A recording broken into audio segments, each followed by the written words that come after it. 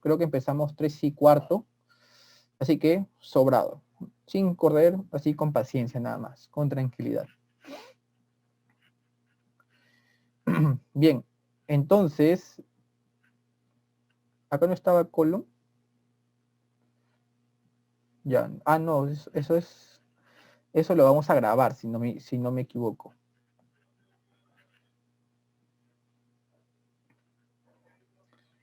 Bien, entonces, con respecto a las pruebas de función hepática. Las pruebas de función hepática tenemos, número 1, en el perfil hepático las transaminasas. Las transaminasas a veces se cataloga como TGP o ALT o TGO como AST. ¿Cómo me acuerdo? Por el GOAST. El GOAST es TGO, transaminasa glutámica oxalacética. Es igual a AST, aspartato aminotransferasa. Y la TGP, transaminasa glutámica pirúvica, es igual a ALT, alanino aminotransferasa. Ya, acuérdense que eso es lo mismo. ¿Qué más tienes que saber con respecto al perfil hepático? Que puedes tener un patrón hepatocelular, si es que tienes una injuria o una hepatitis, o un patrón colestásico. La colestasis, ¿quién lo da? La colestasis lo da la fosfatasa alcalina, la gamma-glutamitraseptidasa y la 5-alfa-nucleotidasa. Pregunta de examen. Esto da el patrón colestásico. ¿Qué más da el patrón colestásico? Las bilirrubinas. Aumenta la bilirrubina total. Y aparte que la bilirrubina total es a predominio directo. Directo, ¿ya? Acuérdense. Si tienes aumento de bilirrubinas a predominio directo y elevación de la fosfatasa alcalina y la gamma-glutamitraseptidasa, es una colestasis. Hay una obstrucción de la vía biliar. Peor aún si tienes aumento de la 5-alfa-nucleotidasa. La 5-alfa-nucleotidasa no suelen hacer en muchos laboratorios, así que a veces no se toma en cuenta porque no se suele hacer. Pero fosfatasa alcalina y el gamma-glutamil sí, ¿ya? Acuérdense que tú puedes tener aumento de bilirrubinas, pero pueden ser indirectas, así que ahí no sospeches colestasis. Hay hemólisis, sangrados, etc. Bien. Patrón hepatocelular. El patrón hepatocelular es aumento de las transaminasas, y las transaminasas pueden ser a predominio TGO o pueden ser TGO a predominio TGP. Predominio TGP generalmente es en algunas hepatopatías y TGO es en alcoholismo o también en embarazo. Condiciones normales. ¿Cómo es el metabolismo de las bilirrubinas? Creo que ustedes ya han hecho su clase de hematología y han hablado de las bilirrubinas. Y eso es importante. Y esto es importante, el metabolismo de las bilirrubinas, ya que es el encargado de producir, es el fin común de producir las bilirrubinas. Normalmente, todas las células sanguíneas que discurren a través del plasma van a, cuando cumplen su vida, su tiempo de vida, van hacia el vaso, generalmente, y van a liberar su hemoglobina. Esta hemoglobina va a escindirse a globina y al grupo M. Este grupo M va a dar 4 núcleos pirrólicos y formar la biliverdina, y a la vez bilirrubina libre. Esta bilirrubina libre es la que llamamos bilirrubina indirecta o bilirrubina insoluble. ¿Qué quiere decir? Que esta bilirrubina indirecta no sale por la orina, no se va hacia la orina, ¿ya? Así que nunca vas a tener coluria en un paciente con hiperbilirrubinemia predominio indirecto, porque la bilirrubina indirecta es insoluble. Entonces, esta bilirrubina va por la sangre, se va a unir a la albúmina, y hay una fracción no unida a la albúmina que se va hacia el hígado. En el hígado hay una enzima que se llama la uridildifosfato glucuroniltransferasa. Esta enzima del hígado va a convertir a la bilirrubina indirecta a la bilirrubina directa. Y este fenómeno de pasar la indirecta a la directa se llama conjugación. Entonces, pregunta de examen, ¿dónde se conjuga la bilirrubina? En el hígado. ¿Quién es la enzima encargada de conjugar la bilirrubina? La uridildifosfato glucuroniltransferasa. pregunta de examen. Ya, entonces, esta bilirrubina directa se va hacia los canalículos biliares. De los canalículos biliares va a formar junto con la bilis, esta bilirrubina directa, se va hacia el intestino y la mayor parte se va a ir hacia las heces y un 5% nada más se va a ir hacia la orina. Ya, acuérdense que la bilirrubina directa es soluble y como es soluble puede aparecer en la orina. Ya, esto es lo normal, acuérdense, lo normal. Indirecta, insoluble, directa, soluble. Entonces, tienes un paciente con hiperbilirrubinemia, predominio directo, bilirrubina directa, tienes que pedirle, ¿es colestasis o no es colestasis? Si tiene el aumento de la fosfatasa alcalina más la gamma-glutamil transpeptidasa, es colestasis. Así que tienes que determinar cuál es la causa. ¿Cuál es la causa de la obstrucción en la vía biliar? Bien. Si no hay colestasis, tienes que descartar enfermedad de Davin-Johnson, enfermedad de rotor, etc. Si la bilirrubina es a predominio indirecto, generalmente es por causas hematológicas, como por ejemplo anemia, reticulocitosis, aptoglobina, vida media de los hematías acortados, etc. Es decir, hemólisis o eritropoyesis ineficaz, ya en bilirrubina indirecta. O si es que no hay hemólisis, se ve en enfermedad de Gilbert o enfermedad de Klinger-Najar.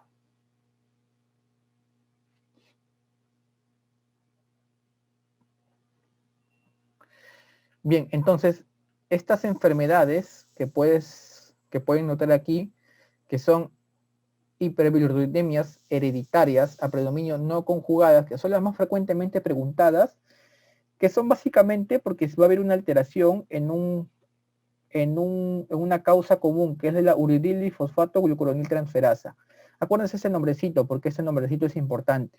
¿Y por qué es importante? Porque se acuerdan de lo que les dije aquí, que es la responsable de hacer la conjugación de indirecta a directa. Si es que no va a estar esta enzima, esto nunca va a pasar. Y toda la bilirrubina se va a quedar como indirecta, ¿sí o no? Y como se va a quedar como indirecta, porque no va a haber esto, vas a ver hiperbilirrubinemias no conjugadas o indirectas. Y esto se ve en el Klinger-Najar o en el síndrome de Gilbert. ¿Hasta ahí me están entendiendo? Espero que sí, porque espero que estén atentos. Ya, me dicen que sí. Muy bien, seguimos. El Klinger-Najar es congénito, se da en el recién nacido. Te da bilirrubinas severas. ¿Por qué? Porque no hay nada. Esto, miren, no hay nada de uridilifosfato-glucuroniltransferasa. Entonces, tu bebito vive lo que vive el hematíe. ¿Cuánto vive el hematíe? Depende, en el bebito dura menos, ¿no? 90 días, creo. En el humano son 120 días.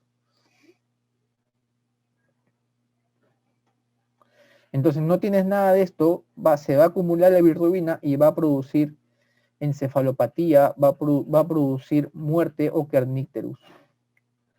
Y el tratamiento es con plasmaféresis, fototerapia, trasplante hepático en el último caso. Ese hígado no funciona. Síndrome de Klinger-Najar tipo 2, hay uridilifosfato-glucuroniltransferasa, pero está muy reducida. Tienes, pero muy poquito. Y ese poquito lo único que te va a hacer es vivir un poco más. Pero igual, el tratamiento puedes darle fenobarbital, el fenobarbital que es un inductor enzimático, para hacer que esta uridilifosfato actúe en mayor medida. Así que esto generalmente, en el transcurso de unos años, el desenlace puede ser fatal si no se trata adecuadamente. Gilbert, el síndrome de Gilbert, al contrario, es una disminución leve de uridilifosfato-glucuroniltransferasa. Y generalmente esta disminución empeora en el periodo de estrés, ayuno o ejercicio. Entonces, tú tienes tu Gilbert, tienes tu amigo con Gilbert, se estresa, ayuna o realiza ejercicio, se pone amarillo. Entonces, esto es un Gilbert. Generalmente las bilirrubinas son bajas, 2, 3, menos de 4 generalmente, ¿ya? Y se vuelve ictérico cuando ayuna, cuando tiene estrés o cuando hace ejercicio. Bien, con respecto a los virus de las hepatitis. Los virus de las hepatitis son importantes porque es una de las principales causas de enfermedad hepática, las hepatitis virales. Pregunta de examen. ¿Cuál de todos los virus de la hepatitis es el único ADN?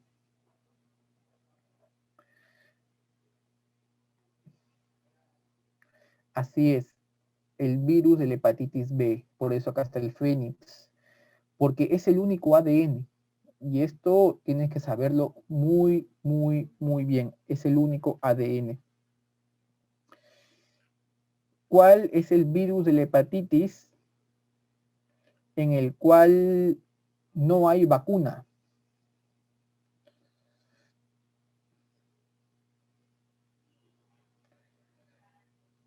Sí hay vacuna contra la hepatitis A, por si acá. No hay vacuna contra la hepatitis C,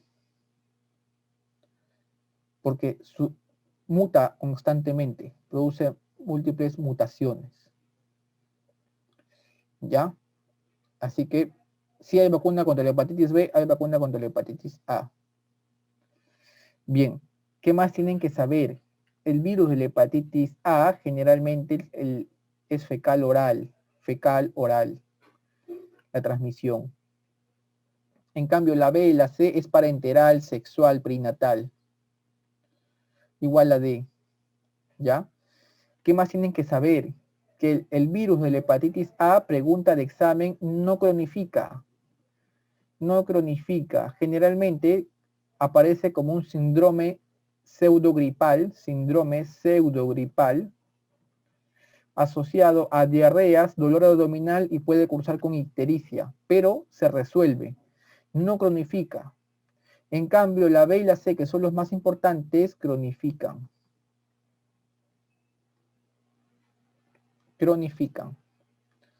Igual a D, puede cronificar.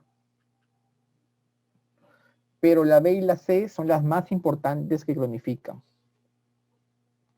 Entonces, hablando específicamente de la hepatitis B, que es, me parece que la que sí o sí tienen que saber.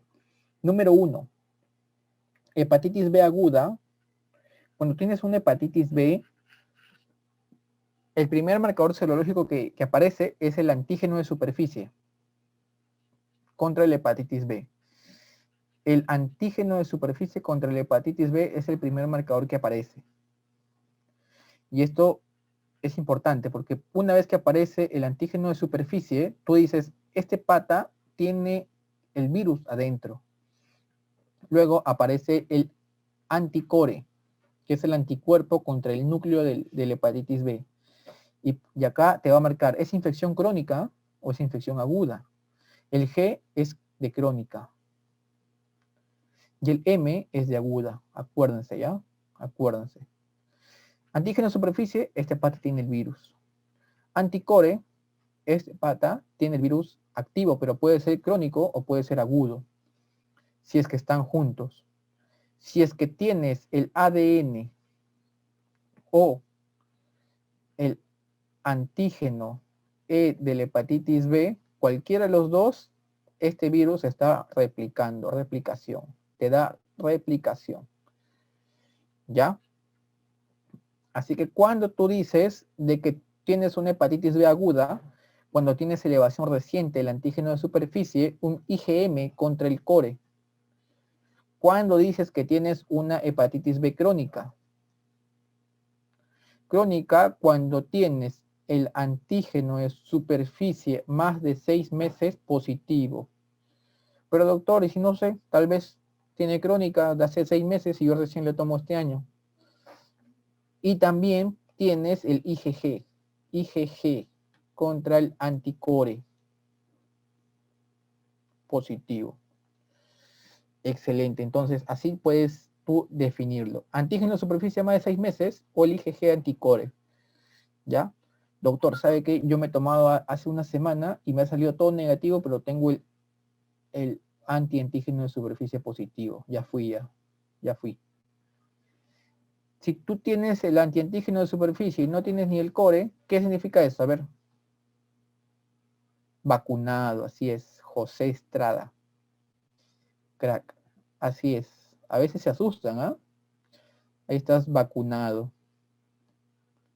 Tienes el anticuerpo contra la superficie, estás vacunado. Tranquilo, porque si es que tuvieras el core con el antisuperficie, ahí sí puede ser que hayas tenido contacto, ¿ah? Con el virus. Entonces, ¿qué marca el antígeno de superficie? Infección. El antígeno E, replicación, infectividad. El ADN también, replicación, infectividad. Acá también replicación, ¿ah? El anti-E, bajo riesgo de infectividad. IgM, aguda. IgG, crónica.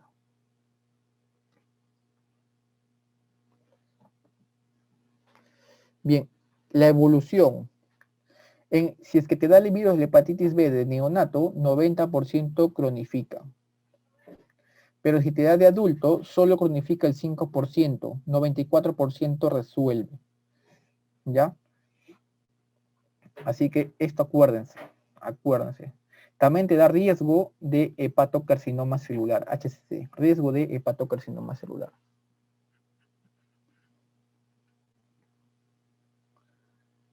Esta es la historia natural de la hepatitis B, vamos a pasarlo. Y esto sí sería bueno que se lo aprendan y me gustaría que sepan estas cosas que tienen que saber, ¿ya? ¿Cuándo es hepatitis aguda? ¿Cuándo está vacunado? ¿Cuándo es hepatitis B crónica? ¿Ya? Eso nada más. Para ustedes preinternado, acuérdense esos tres. ¿Cuándo hay hepatitis aguda? ¿Cuándo hay hepatitis B crónica? ¿Y cuándo estoy vacunado? Nada más. No me interesa, no quiero que se aprendan mutante precore, mutante de escape, periodo de ventana. No se maten con eso porque no les van a preguntar y no es necesario que se lo aprendan ahorita. Ya tranquilos, paso a paso, paso a paso. Hepatitis C. Hepatitis C es un virus ARN.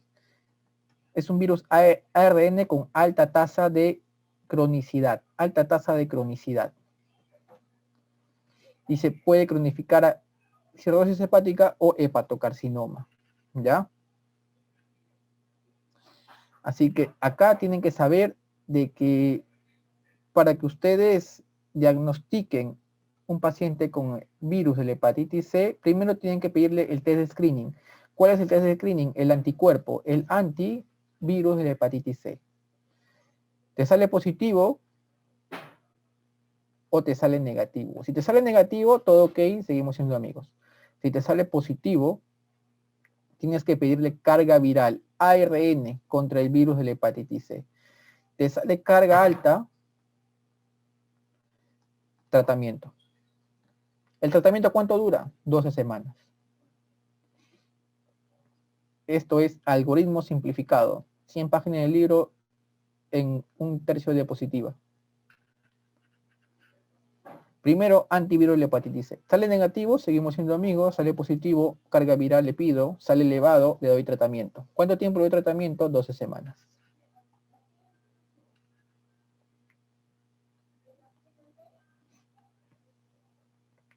Y si no está elevada la carga viral, fue un falso positivo. Carga viral indetectable te sale, falso positivo. Esto sale normal, negativo, fue un falso positivo. Carga viral confirma.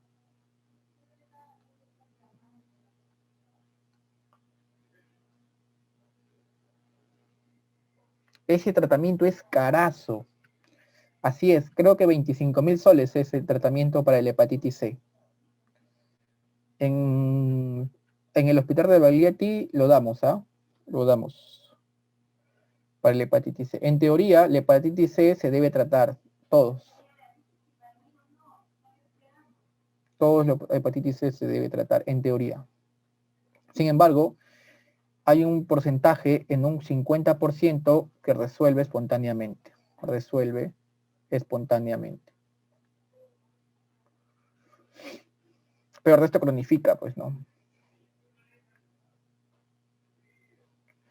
Diagnóstico de hepatitis C aguda.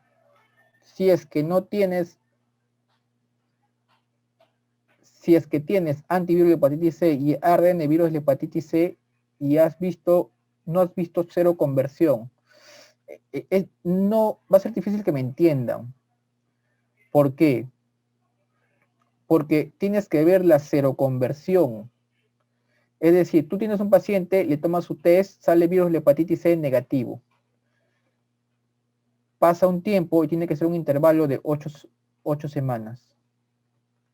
Si le tomas y sale positivo es agudo. Si le tomas o nunca ha tenido antes hepatitis C o nunca le has hecho un screening, es difícil que sepas si es agudo o es crónico, porque acá no hay como en hepatitis B, que hay IgM, IgG, no.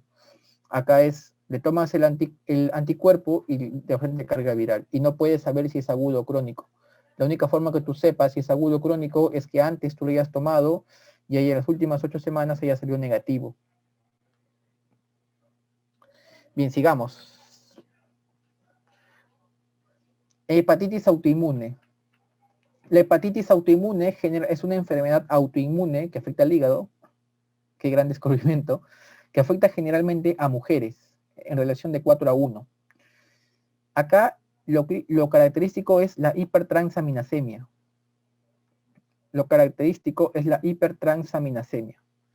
¿Ya? Los anticuerpos característicos, también pregunta el examen, es el ANA, anticuerpo antinuclear, y el ASMA, antimúsculo liso. Estos son los anticuerpos característicos que sí o sí tienen que saber. ANA positivo y ASMA positivo. Ya, acuérdense. Hepatitis de interfase. Tratamiento es con corticoides o azatioprina. En colangitis biliar primaria, predomina en mujeres en relación 9:1, hay prurito, santelasma, predomina la colestasis intrahepática, la fosfatasa alcalina elevada, la gamma-glutamil. Es una colestasis. En la hepatitis autoinmune predomina la hepatitis, es decir, transaminasemia. En cambio, en la colangitis biliar primaria predomina la colestasis, fosfatasa y gamma-glutamil. Pero acá el marcador es diferente, es el anticuerpo, no es antimicrosomal, es antimitocondrial. Anticuerpo antimitocondrial positivo con una fosfatasa alcalina más de 4 veces, diagnóstico de colangitis biliar primaria. Si le haces biopsia, puede haber granulomas o eosinófilos. Tratamiento, ácido urso desoxicólico.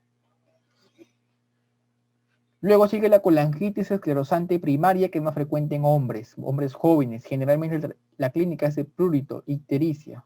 En la resonancia magnética vas a ver una estenosis ardosariada de la vía biliar. Y la biopsia es una vía biliar con capas de cebolla. Y el tratamiento es igual con ácido urso desoxicólico.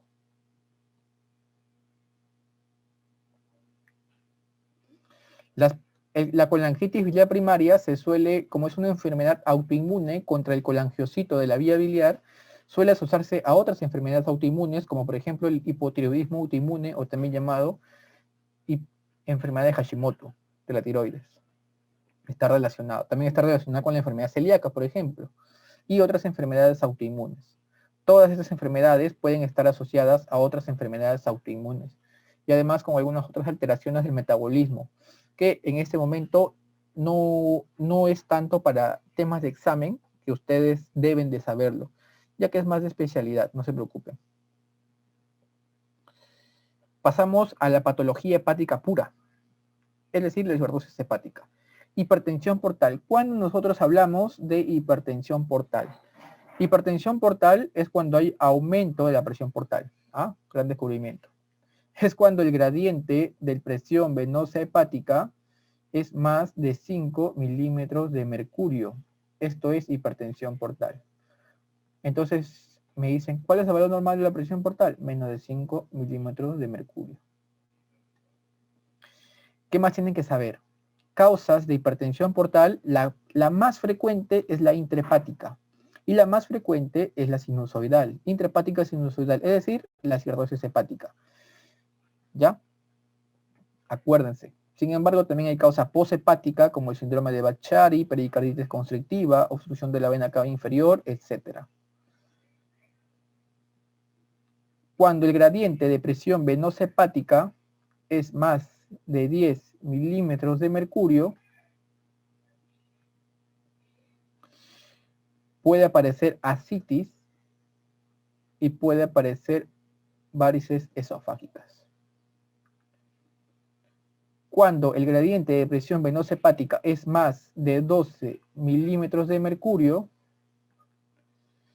hay mayor riesgo de sangrado por varices esofágicas.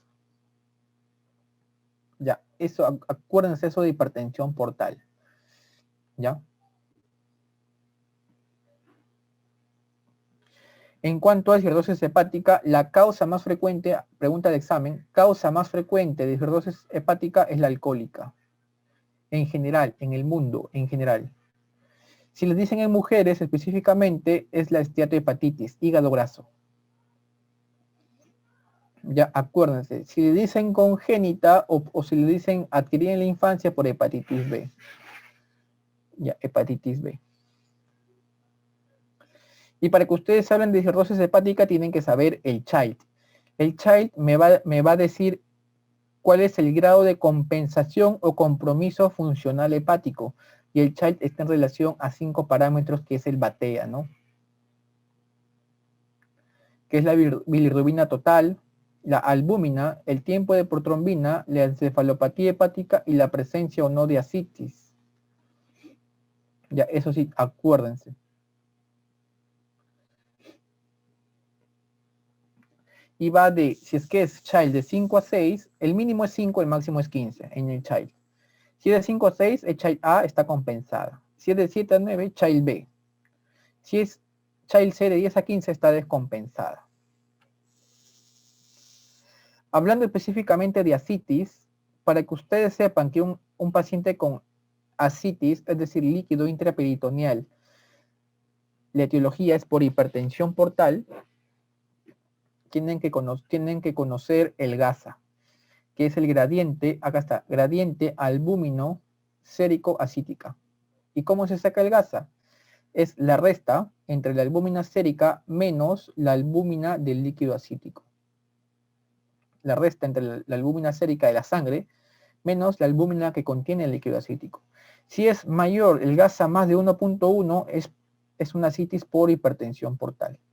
Si es menor de 1.1, no es por hipertensión portal, puede ser por tuberculosis, puede ser por cáncer.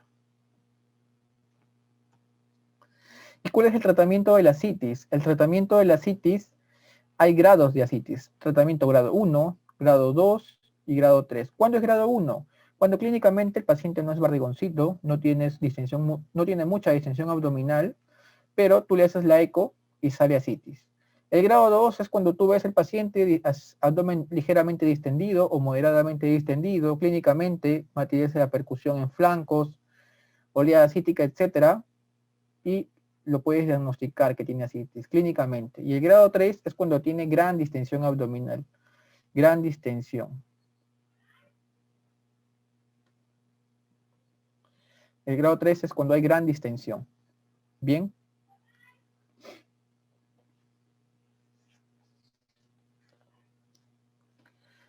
¿Qué más? En cuanto a los diuréticos.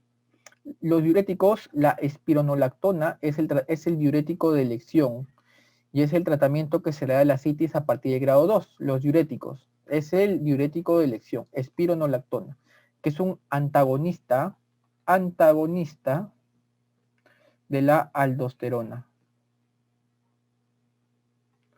Antagonista de la aldosterona, la espironolactona. Bien. ¿Cuál es la dosis máxima de diuréticos? Espironolactona, su dosis máxima es de 400 miligramos al día y de furosemida 160 miligramos al día.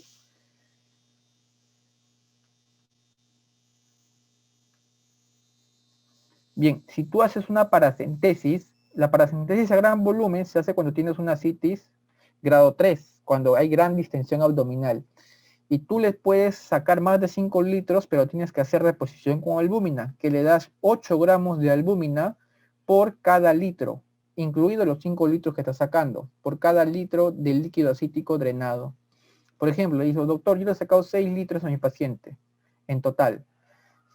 Entonces le tienes que dar 48 gramos de albúmina. Un frasco de albúmina contiene 10 gramos, así que le vas a pasar 5 frascos, ¿no? Licenciada, pásale 5 frascos a mi paciente porque le he sacado 6 litros, así que le estoy poniendo 8 gramos por cada litro de albúmina. En cuanto a la peritonitis bacteriana espontánea, la peritonitis bacteriana espontánea es una de las complicaciones de los pacientes cirróticos con ascitis.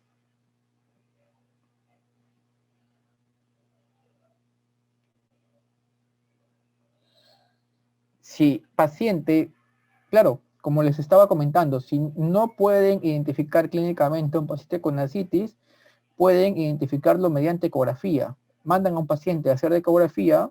Si tiene el líquido en moderada cantidad, es una ascitis grado 2. Si tiene el líquido en abundante cantidad, 5 litros, 6 litros, ascitis grado 3.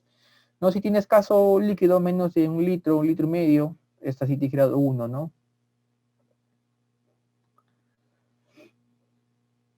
Bien, en cuanto a la peritonitis bacteriana espontánea, definición de peritonitis bacteriana espontánea es aquella que tiene polimorfonucleares más de 250 en líquido acítico. Más de 250 polimorfonucleares en líquido acítico, definición de peritonitis bacteriana espontánea. Pero doctor, a mí me han dicho de que hay neutroasitis, hay bacteriocitis. Exacto, sí. Hablando específicamente de definiciones, sí. Si tú tienes un cultivo positivo, es PBE. Si tienes cultivo negativo, es neutroasitis, ¿no? Así es teóricamente, ¿no? Si tienes cultivo positivo de líquido acítico y menos de 250 polimorfonucleares, es bacterioasitis. Pero, en la práctica y también en la teoría, si tú tienes más de polimorfonucleares, más de 250, no vas a esperar 5 días que salga tu cultivo a decir, ah, no, esto es una PB. No se espera. Más de 250 polimorfonucleares, tú dices, este paciente tiene PB. En la pregunta no creo que te digan cultivo positivo. Este paciente tiene PB y debe ser tratada como PB. ¿Y cuál es el tratamiento? Si es adquirida en la comunidad, cefalosporina de tercera generación. Si es intrahospitalario y hay sospecha de infección intrahospitalaria o resistente, carbapenems como meropenem. Si te dicen que el cultivo es polimicrobiano, es una peritonitis bacteriana secundaria, polimicrobiano, y debe ir a cirugía. Con respecto a la encefalopatía hepática, la encefalopatía hepática en estos pacientes se da por elevación de amonio, no es amonio, es amoníaco en sangre. ¿Y por qué amoníaco? Porque es NH2. El amonio es NH3. ¿Cuál va en la sangre? Amoníaco. Ya, no es amonio, amoníaco es el que está en la sangre. ¿Ya?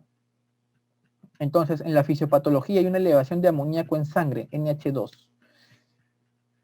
Y esto se produce porque va a haber un desencadenante generalmente, que puede ser hemorragia digestiva alta, diuréticos, pacientes con alteraciones hidroelectrolíticas, o constipación también, estreñimiento, ¿ya?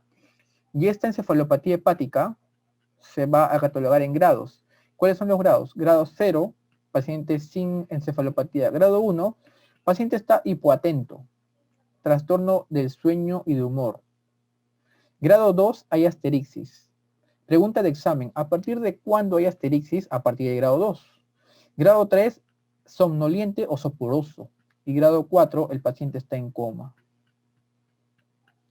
Pregunta de examen, ¿a partir de qué grado de encefalopatía hepática hay asterixis? A partir del grado 2.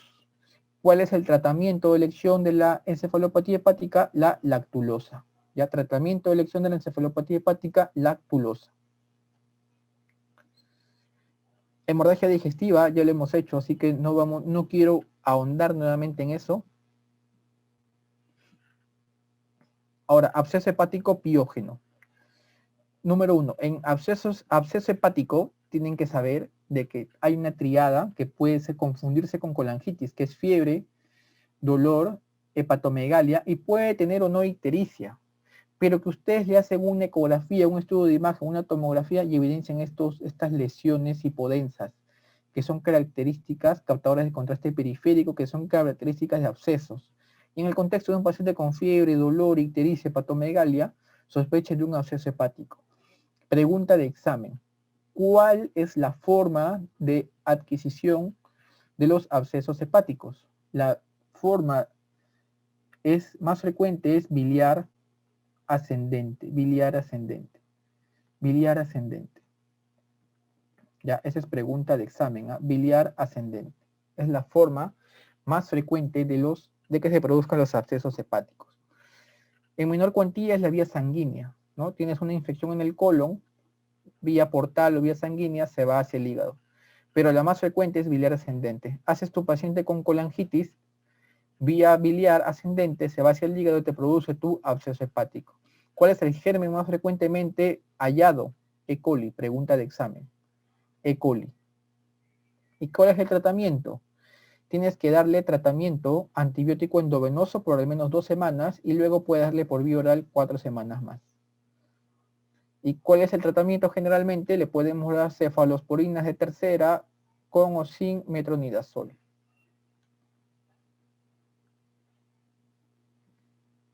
Si es que tu absceso mide más de 5 centímetros, puedes hacer un drenaje percutáneo. Con respecto al absceso hepático amebiano, el absceso hepático amebiano ocurre en 1% de las infecciones por ameba o entamoeba histolítica.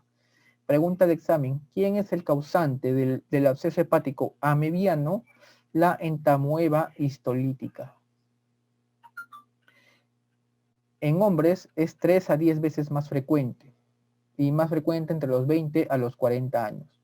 Pregunta de examen, ¿dónde se ubica más frecuentemente? En el lóbulo hepático derecho. ¿Y por qué? Porque generalmente el absceso hepático mediano se adquiere vía hematógena. ¿Y por qué? Porque normalmente la entamoeba histolítica hematógena. La entamoeba histolítica viene del colon, de una colitis por ameba. Y esto vía portal va hacia el lóbulo hepático derecho y produce el absceso hepático amebiano. Y cuando la punzas hay un típico achocolatado, ¿no? Absceso hepático amebiano y pueden sobreinfectarse con bacterias y producir pus. Y el tratamiento sí o sí es con metronidazol, sí o sí. Bien. Con respecto al hepatocarcinoma, el hepatocarcinoma es uno de los tumores más frecuentes a nivel mundial y es el segundo más frecuente en el hígado. El tratamiento del absceso hepático piógeno es con antibiótico terapia.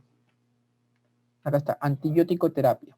Le puedes dar 2 semanas vía parenteral y luego 2 semanas más por vía oral y le puedes dar cefalosporinas de tercera con o sin metronidazol. Si es que el absceso mide más de 5 centímetros, le puedes hacer drenaje percutáneo.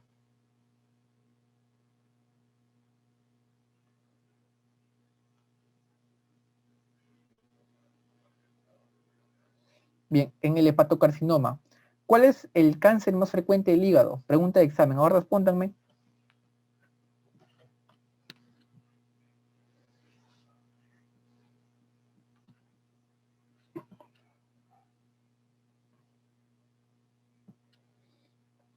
Ajá, ahí caíste. El cáncer más frecuentemente del hígado es la metástasis.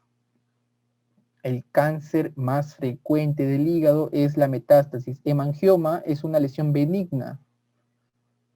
Hemangioma es una lesión benigna. El cáncer más frecuente del hígado es la metástasis. Pregunta de examen, no vayan a fallar en eso. Si les preguntan, el cáncer primario más frecuentemente de hígado es el hepatocarcinoma. el cáncer primario más frecuentemente de hígado es el hepatocarcinoma. Y generalmente se da 90% en pacientes con cirrosis y 10% en pacientes sin cirrosis. Si es que tú tienes tu paciente con cirrosis y un nódulo acá en el hígado, solamente con criterios no invasivos lo diagnosticas. Es decir, TEM, tomografía trifásica. Trifásica porque tiene 3 fases, que es el famoso washout. Ahora lo voy a explicar. Pero si tienes tu hígado que es no cirrótico y tienes acá tu tumor, tienes que hacerle sí o sí biopsia. Sí o sí tienes que hacer biopsia. Si no tienes hígado cirrótico y tienes un tumor en el hígado, tienes que hacerle biopsia. Si tienes tu hígado cirrótico y te sale un tumor en el hígado, tienes que hacerle TEN trifásico.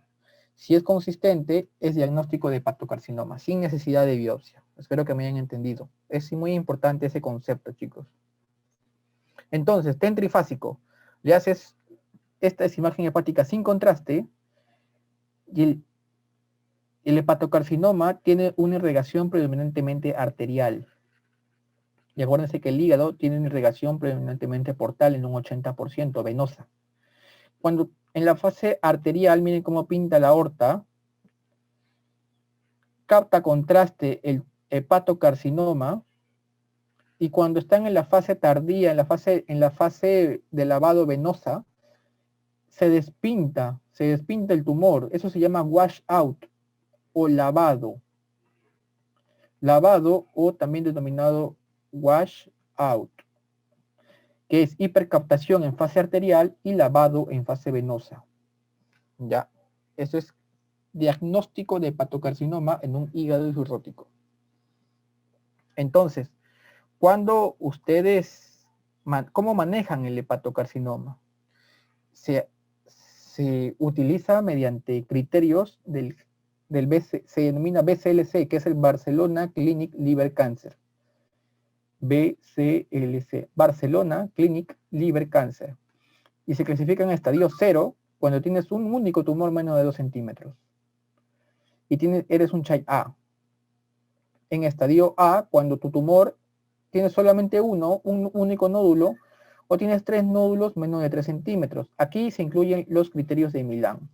Acuérdense que los criterios de Milán es para trasplante hepático. Y los criterios de Milán es cuando tienes un nódulo menos de 5 centímetros o 3 nódulos y todos ellos menos de 3 centímetros. Bien, entonces aquí tú puedes, según el algoritmo, mandar a tu paciente a resección, a trasplante, si tienes un multinodular, a quimioembolización transarterial o TACE. Si es que es avanzado, puedes mandarlo a quimioterapia con sorafenib, que es un inhibidor de la tirosina quinasa, o si es que ya tienes un Child C, paciente con una enfermedad hepática avanzada, es paliativo nada más.